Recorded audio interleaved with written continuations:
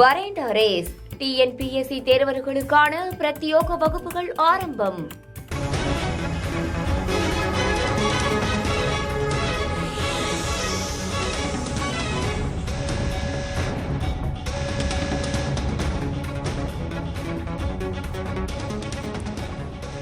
அண்மை செய்தியாக பார்த்து வருகிறோம். தென் மாவட்ட மக்களை மீட்டெடுப்பதில் அரசு மிகுந்த கவனம் செலுத்தி வருகிறது என்று முதல்வர் தற்பொழுது கூறியுள்ளார்.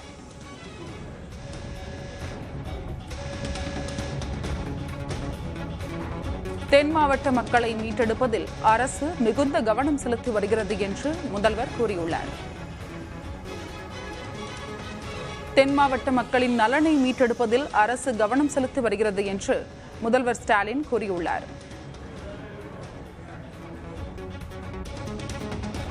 தென் மாவட்ட மக்களின் நலனுக்காக மருத்துவ முகாம்கள் அமைக்கப்பட்டுள்ளதாகவும் கூறியுள்ளார்.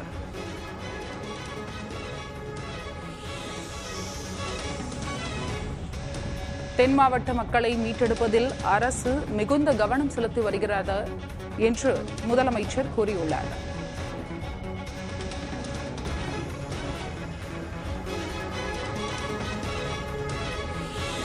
அந்த மக்களுக்காக 2500க்கும் மேற்பட்ட மருத்துவ முகாம்கள் நடத்தப்படுகிறது என்று முதல்வர் தெரிவித்துள்ளார்.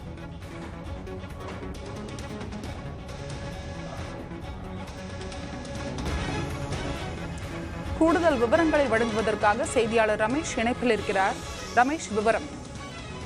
பெருமழையால் பாதிக்கப்பட்ட மக்களை உடல்நலனை உறுதி செய்த 2500க்கும் மேற்பட்ட மருத்துவ முகாம்கள் நடத்தப்பட்டு வருவதாக சொல்லியிருக்காங்க. அதே போல உழவர்களின் வாழ்வாதாரங்களை மீட்டெடுப்ப விவசாயத்துறை அமைச்சர் எம்.ஆர்.கே. பன்னீர்செல்வம் அங்க இருக்காங்க.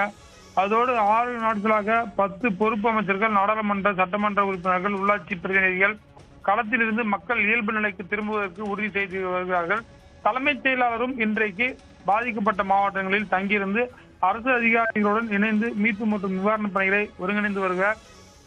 தென் மாவட்ட மக்களை மீட்டெடுப்பதில் அரசு மிகவும் கவனம் செலுத்தி வருவதாக சொல்லியிருந்தார். நேற்றைக்கு குறிப்பாக மத்திய நிதியமைச்சர் நிர்மலா சீதாராமன் முன்னெச்சரிக்கை நடவடிக்கைகளை தமிழக அரசு சரியா எடுக்கலன்னு சொல்லியிருந்தாங்க. இந்த நிலையில தற்போது இந்த மாதிரியான பாதிப்பு ஏற்பட்ட ஒரு 6 நாட்களாயும் பல்வேறு முயற்சிகள் எடுக்கப்பட்டிருப்பதாக தமிழக முதலமைச்சர் தெரிவித்திருக்காங்க. குறிப்பா ஹெல்த் மினிஸ்டர் மா சுப்பிரமணியன் அங்க ஒரு 2500 கேம்ப் நடத்திட்டு வருவதாகவும், அதே போல விவசாயத்துறை அமைச்சர் எம்.ஆர்.கே. பன்னீர்செல்வம் களப்பணியில் ஈடுபட்டு வருவதாகவும், இந்த பொறுப்பு அமைச்சர்கள் என்பது 10 அமைச்சர்களை தாண்டி தற்போது களத்தில் அமைச்சர்களும் நாடாளுமன்ற உறுப்பினர்களும் பணியாற்றி வருவதாகவும் முதலமைச்சர் தன்னுடைய ட்விட்டர்ல தெரிவிச்சிருக்காங்க. அருணா, உங்களுடைய தகவலுக்கு நன்றி ரமேஷ்.